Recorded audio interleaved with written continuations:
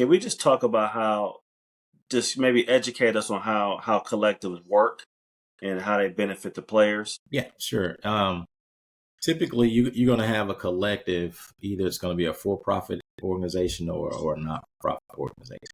And NIL, again, stands for name, image, and likeness. So what's allowed is that players now can get paid for their image, meaning if they want to go and endorse a product, they can get paid for that legally. If they want to do a commercial, wear some clothes, whatever, be with John Deere on a tractor or something, those companies can pay athletes for that particular service.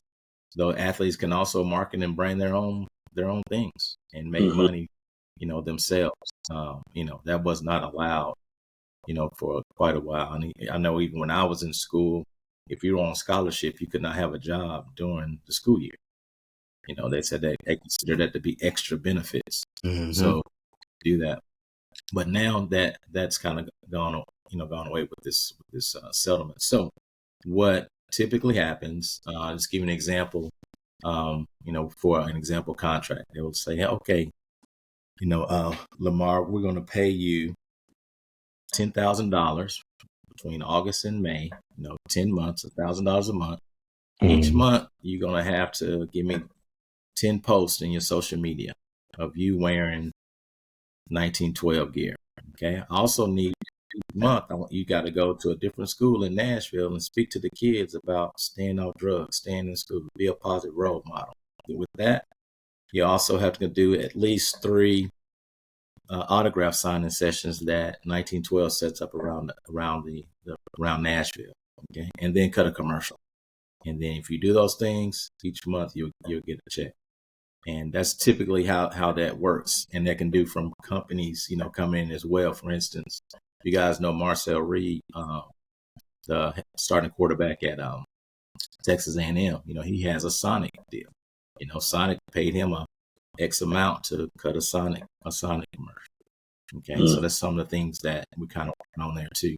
Now, there's other ways, and those typically come in from corporations. There's other ways that, and we're doing it our organization too, to raise funds. It's through like monthly subscriptions. You $19.12 a month, comes in, access to, autograph signing sessions, special events that we're doing with the football team, things like that. We have apparel sales that goes into the pool.